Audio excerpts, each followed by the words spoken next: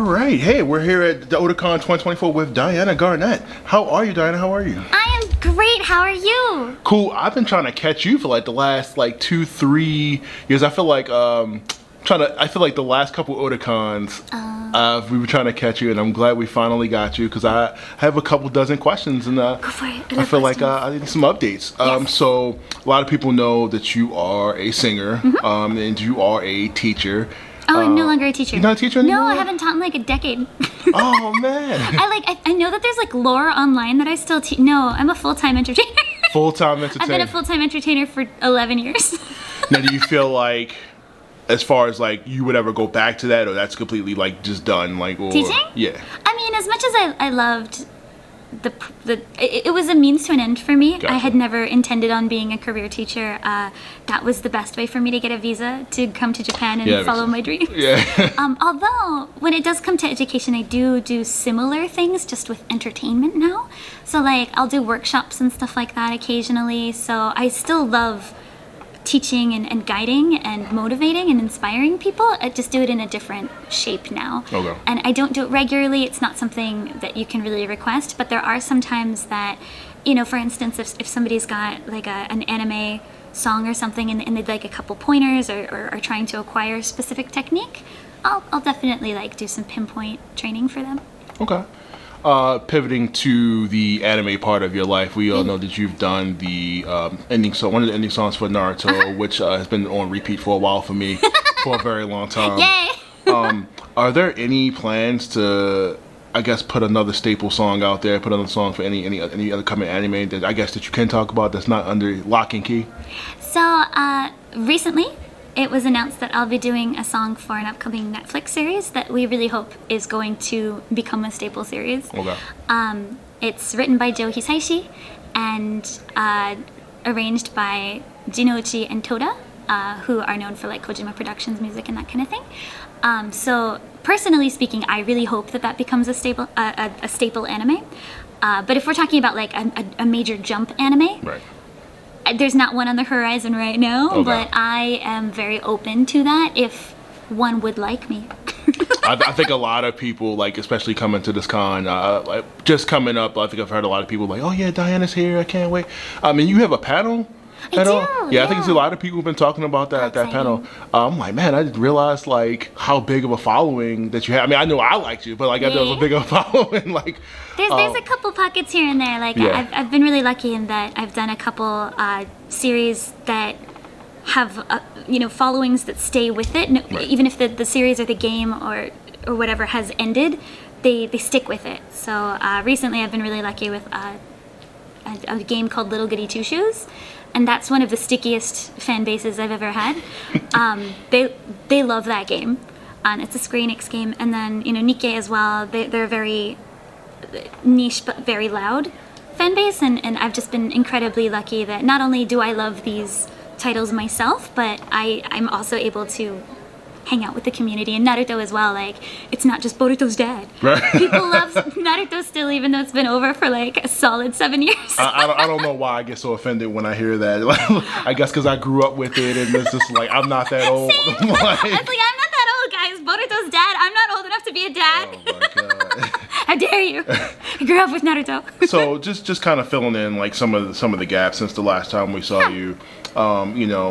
Like I said, now you're full-time entertainment. You're on stage, you're performing. How do you keep the energy for all of this? I think it's just because I love what I do. Yeah. So a lot of what I've been doing recently is, I still do quite a lot of live performances, but that's somewhat, especially since COVID, you know, full-time just music isn't really doable in this industry sustainably. So I've moved over to both singing and voice acting. Gotcha. And that has been a lot more sustainable for me. Singing only is, as you mentioned, it's a lot of late nights, it's a lot of early mornings, it's a lot of travel, and as much as I love doing that, the physical cost is very high. And also, if another worldwide pandemic happens, all of your work disappears overnight. So I had a song come out as COVID was happening. It came out the week the Diamond Princess anchored in Japan, and so my entire promotional tour was cut, and we had to pay the fees and everything since it was already paid for, and we ended up being set back like years. And that was, quite a blow, especially career-wise. This was, a song that we were very excited about, and we had planned quite a hefty promotional tour. And so I pivoted very quickly to voiceover being my main job. So right now, I would say that singing, if a song aligns, like a game or an anime song aligns, then I go full force into it. I do the promotion for it. Do the lives, do the tour and the con circuit. Right. But otherwise, voiceovers become more of my main activity. So like voiceover casting and directing, I would say I'm doing the most of right now. Makes a lot of sense. I mean, it's a lot of job security there right now. You can do it remotely. Right? Yeah. It's remote. Yeah, like I said, you mentioned the pandemic, and I mean, it changed everything. It really did. Everybody's lives. I mean, there were so many people's jobs that were, coming in. They had to go back because they can no longer sustain. But you have found work that can be sustained. I got really lucky. Yeah. I was already dabbling in voiceover when the pandemic hit, and I was like, oh, should I really I was at a crossroads where I was like, should I try and be voiceover and singer, or should I stay with singer, it's working for me, or should I go completely into voiceover? And then the pandemic hit, and I was like, oh, okay. And then I was able to circle back to music, but there was a solid 3.5 years I didn't have a release. Oh, wow. Yeah, but like last year, we started going very heavy. So we did like some MiHoYo stuff, we did Arc Nights, Nikkei was this year, Little Goody Two Shoes was last year, so Square Enix. So like last year we started just like really hitting it, but 2020 to 2022 there was like nothing. Yeah, somebody that's had a job since they were like 15, 16, I can't even imagine just having that gap where you're kind of not doing anything or trying to figure it out. Yeah, there was like a solid 6 months in there that I was like, I don't have a job. Oh, goodness. Like February 2020 to August 2020, I was like, I am unemployed. That's bad because I have a visa, right? Right. I have to stay in Japan on a working visa, and I was like, I'm not working. Do they do like periodic checks on that? Like they just every year? Wow. Yeah, okay. so every year I have to submit like where I'm working and everything, and like I have to make a certain amount of money. I have to have a certain amount of hours each week to qualify for the working visa. Wow. And I'm on an entertainment working visa, so it has to come from entertainment. So I can't supplement it with translation or something. It has to be entertainment. Wow. So my options were singing, voiceover, the end. So I was like, oh, I can voiceover remotely. I can cast. I can direct. That all falls under that. Right. So I pivoted really strongly to that in the pandemic, and luckily that's ended up looping back. So a lot of times if I'm doing the voiceover, they're like, we could use a song too, and I'm like, oh, I can do that, and that's been great. I'm glad that you're definitely one of the few people, like, when you're down, you don't stay down. You know what I mean? I feel like a lot of people, like, they don't, I don't want to talk bad about the generation above me, but like it just seems like when they fall, they don't have the tools like, anymore no. to get up. Yeah, it's like they just can't figure it out for some reason.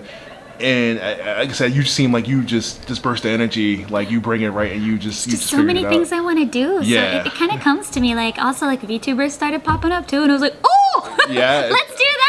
Opportunity. Because like I could be a double singer. I could be me and someone else. Let's have two careers. How did Odokon get you to come back? I guess that's the question. What made Odokon the cut for this year? Out of so many things. It was the 30th anniversary. Yeah. It's my hometown convention. It was my first convention ever in 1998. Wow. So they actually showed like the 2004 pamphlet in the opening ceremonies. That's the year I won Otaku Idol. That's the year that started Really? everything. Yeah. Wow. I participated in Otaku Idol in 2004 here at Odokon, and I ended up winning, and that gave me a lot of confidence to pursue a career in anime music in Japan. I was I think I was like in high school then, and I was like, maybe I can do this. Maybe I'm good enough. Right. And that was a lot of what inspired me to study abroad.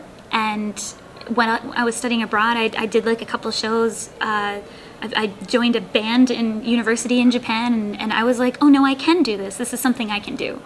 And I have Odokon to thank for that. So Wow. for me, like Odokon always has my participation. If they want me, I will come. Well, we need to talk to the press and make sure we get you every year. I would be happy for that, whether I'm singing or not. Like Right. I can always do panels, inspire people to do what I'm doing. The more people there are in every country, like whether it's that they want to, go to Korea and do K-pop, or it's whether, a Japanese actor wants to go to Hollywood and be Sanji in One Piece. Anyone can do anything. And I think it's nice to be able to inspire people that didn't think it was an option. There's totally English voiceover opportunities in Japan, so even if you don't speak Japanese, you can come to Japan and be a voice actor, that's fine. And then, you can study and try and get bilingual roles or Japanese roles, and, vice versa as well. I would love to see more, Japanese voice actors and actors going into Hollywood or the West End in the UK. That would be wonderful. How long did it take you before you fully got a grasp of Japanese? Because I know for some it's it might get a little bit of it, but never to the point where they're fluent. It seems like you're very fluent in Japanese, obviously. Yeah, I think it definitely took me a solid 5 to 7 years. 5 to 7. Yeah, I think you get what I would call conversationally fluent in about 3 years, and I think with a little bit of effort, most people can get there. But being super fluent takes some serious dedication, right. And it's generally 5 to 7 years. But there's also a lot of factors involved, like if you work in Japanese versus if you work mostly in English, that kind of thing there's a lot of variables, but I think the most important thing is to enjoy living in Japanese. So if you want to learn the language, do it as much as possible, try to immerse yourself in it, and do the things you enjoy just in Japanese. Yeah. Final wrap-up question, because give me a call. I gotta ask, with you living in Japan for so long, what is your favorite food to get into in the States when you come over? Oh no, that's a really hard one. Generally anything with cheese in it, so cheese. Macaroni and cheese is a big one. No cheese in Japan? It's not good. No. And macaroni and cheese is never on the menu. Is that due to? I'm assuming there are cows and stuff over in Japan. There's tons of cows. We have a whole prefecture full of cows, but they're making milk, but not cheese. They do make cheese, but it's not. There's no cheese culture. You know what I mean? Yeah. Yeah, they don't care about their cheese. They're just it's a cheese. Oh man. I'm about to go over to Japan next month, and I'm thinking I definitely, if no cheese, how's everything gonna taste? So things have cheese, but it's it's mozzarella or bust. Okay, they don't import the cheese over You can find it, but it is imported cheese. It's I'm a Roquefort from England or something, but it's not. There's no people just eating cheese. There's no just tower of cheese. Right. Sad. Well, thanks, Diana. I appreciate it. So mac and cheese, final answer. Look, I appreciate you for coming to Odokon 2024. Thank you again, Round the Geek, Terrell here, and I'll see you later. Thank you so much for having me. Thank you. Bye.